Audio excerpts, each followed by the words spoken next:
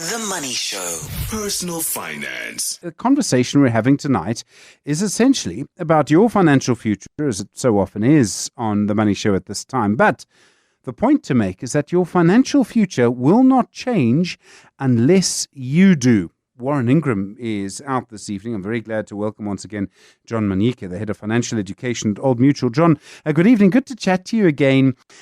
It's such an interesting idea that your financial future is not about your New Year's resolutions when you wake up with a hangover on New Year's Day.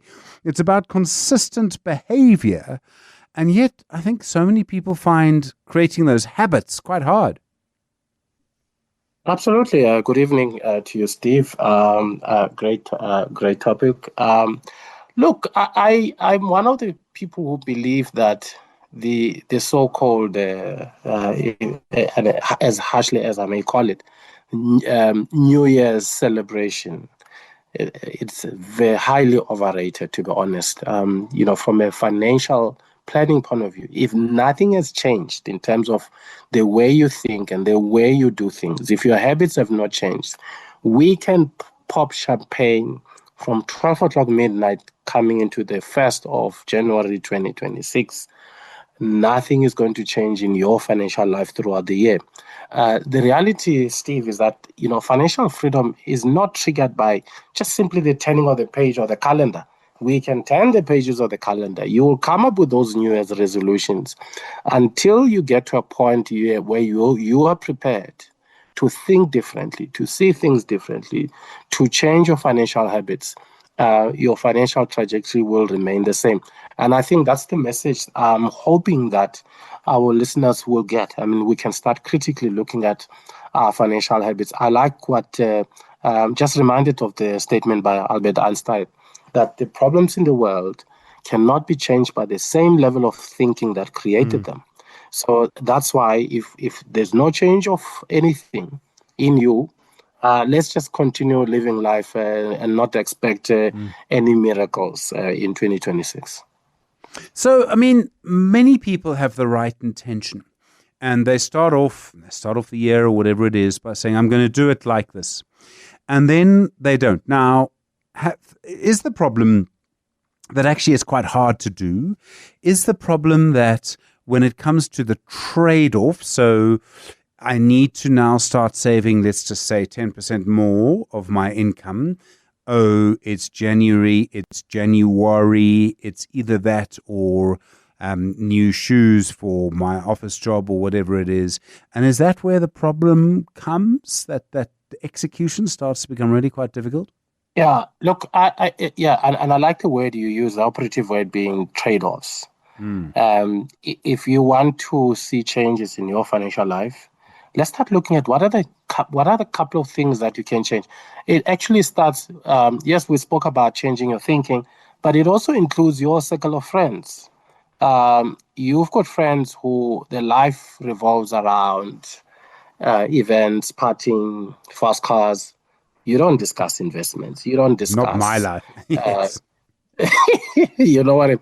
And I like the advert, the Nando's adverts you played earlier just before before this chat.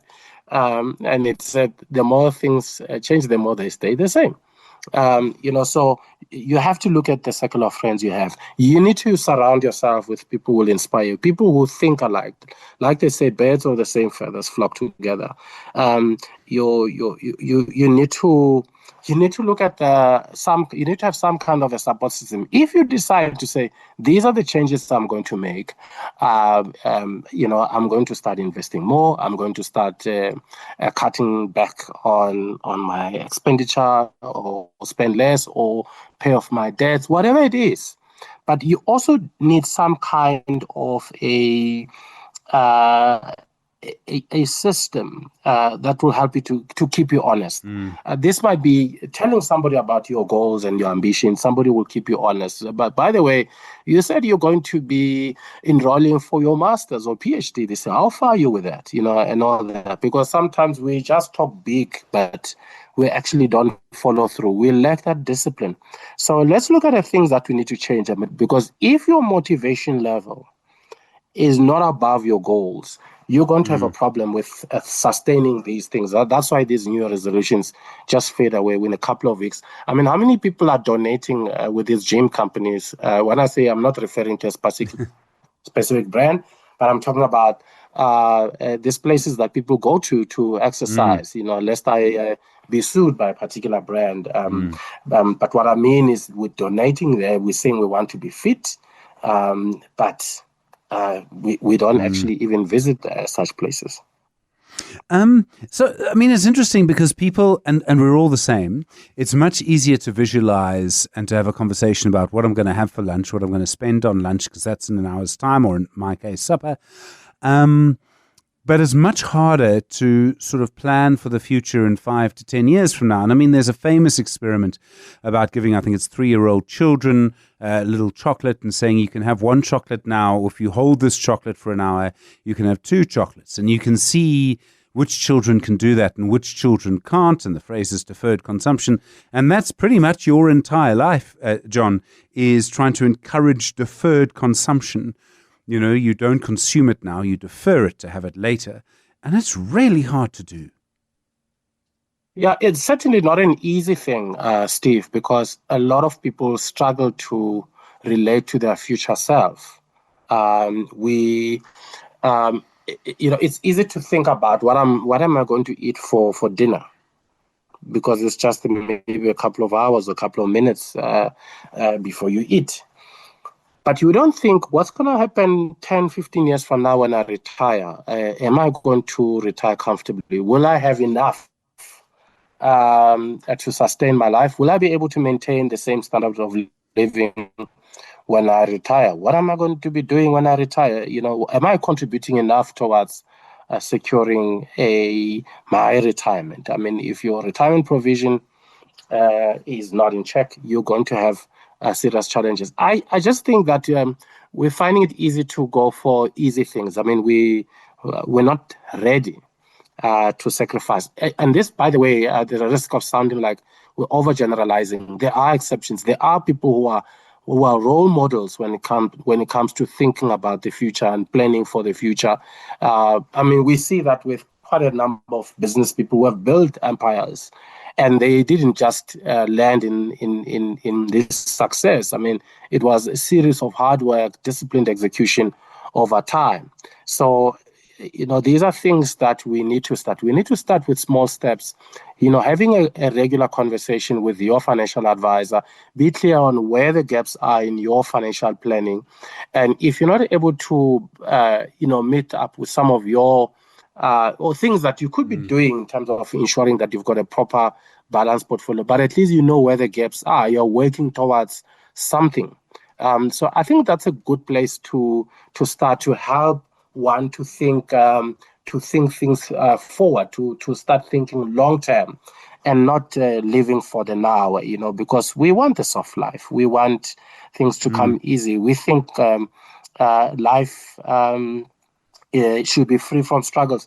But in reality, it is those struggles, it is those tensions and conflicts that teaches us something. I mean, this is where growth comes from. So we just need to be prepared to deal with those things and not expect a soft life. I completely understand and accept the view that we shouldn't look at New Year's Day or the beginning of the year as a chance to change everything. It's about the consistent habits. Where this period in the year is quite useful, especially at the end of January, end of tax year going into February, is to use this sort of point of the year as a checkpoint. If you're going to do that, what kind of financial areas should you really be focusing on to try and get a good understanding of where you are and where you're going to be in 10 years' time? Yeah, and that's exactly that, Steve, to be honest. So when we say, or rather when I say that New Year is not just about the turning of the page, it's really about looking at the New Year as a checkpoint. It's a checkpoint to say, okay, I'm here now. Can I look at the past 12 months? What did I have goals and did I achieve them? Where did I fall short? Okay, now going into the new year, what are my goals? It's time to review your goals. This thing about, I need to thank myself. Are we really being honest with ourselves, before we we say we are rewarding ourselves. So let's look at the new year as a checkpoint to say, how far have I gone? Have I achieved? What else do I need to do? That's why it's so critical to have these check-ins with your financial advisor, so that they can help you keep honest with these things. In the same way that you would visit your medical doctor regularly. They check blood pressure, they look at a couple of things, your cholesterol and all. Do the same when it comes to financial planning. Do that check-in and check how far you've gone, what changes you need to make. I mean, I think a lot of people, when they start that process, just start to feel overwhelmed. You look at how much you owe in the house and the this and the that, and you look at how much money is coming through, and you go, I mean, are there particular sort of small actions that are maybe more realistic that you can sort of take now that'll make the rest of 2026 feel a lot better? No, absolutely. I think, you don't have to look. I know some people might say, I don't want to tackle big goals and visions, but you can start small. You do your own account and say, look, do a list of your debts. If, let's say, for argument's sake, you've got 5 or 10, how many can you kill in 2026? How many can you reduce? Maybe you want to look at, you might still be paying off your car or your bond. You might want to put a milestone for yourself by June this year, or by end of the year, or in the next 3 years. I want to have settled this car. I want to have settled this debt. You need to set some goals, and those, you need to be realistic, because the danger also of setting unrealistic goals, you're going to discourage yourself in the process. So you might want to tackle smaller ones and say, okay, I'll start somewhere. You might want to say, well, actually, I don't have a will, so let me put a will together. But in that will, what's the point of doing a will without consulting with your advisor to look at, is your portfolio balanced enough? I mean, do you understand what it means to start reviewing your estate to make sure that your family is well looked after? In the scheme of that conversation, you will be able to identify some short-term goals, short to medium, or even long-term goals that you can agree with your financial planner to help you. And then if you can, I mean, I like people who talk about vision boards, because we are visual beings, so if you start putting things visually and you see, and you motivate yourself by checking in and having these checkpoints. For me, that's what I would do. If I've never done something like that, that's what I would do this year. John Manyike is the head of financial education at Old Mutual, with us on Personal Finance tonight. How your financial future will not change unless you do. John, there's sort of two things that I think we all battle with when trying to change our financial behavior. The one is we so often do what we're used to.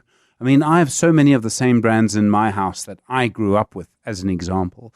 And the other is that we try and not always just impress our friends, but want to make sure that we look like we're keeping up with our friends.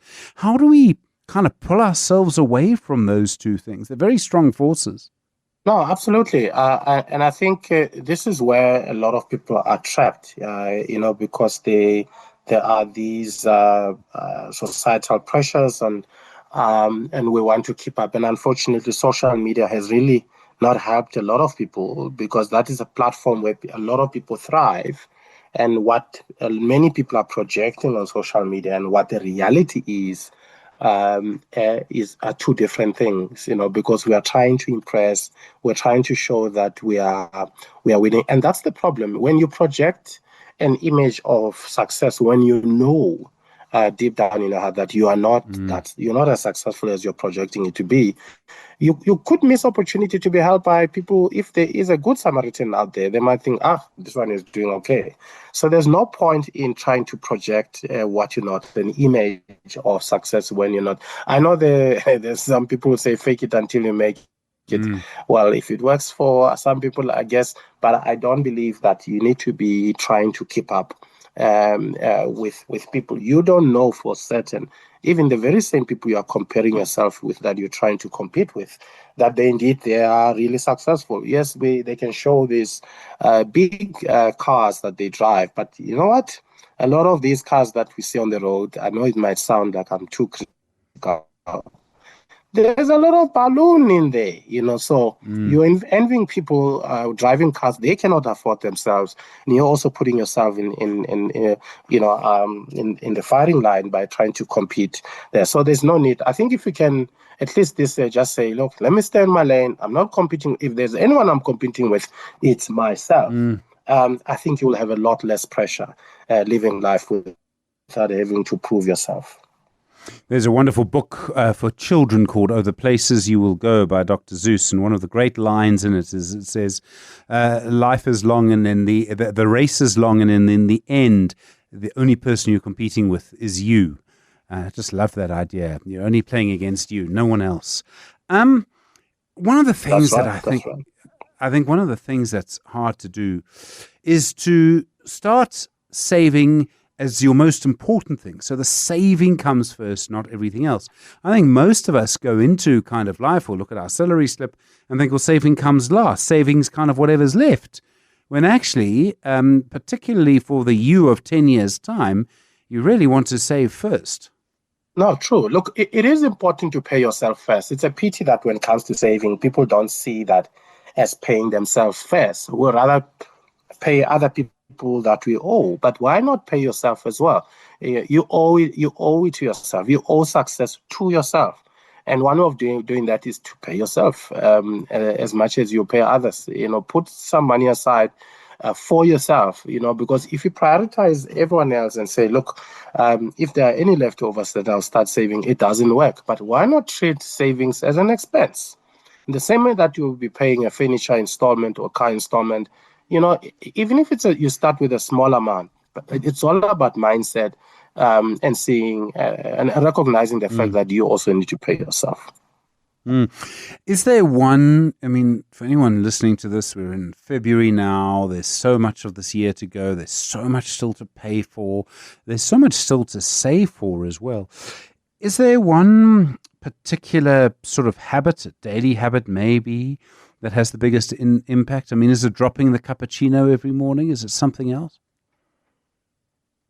Look, we all have our sins, if I may call them that. We have our addictions, and we know what addictions. It might be a bottle of that holy water. It could be whatever. Whatever way you're spending a lot of money. I know some.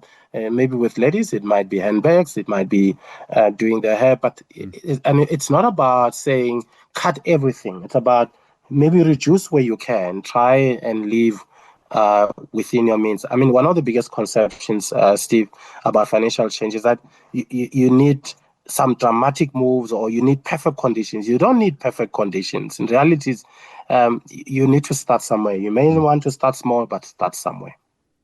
That's such a good way to start, to say it. You've got to start somewhere.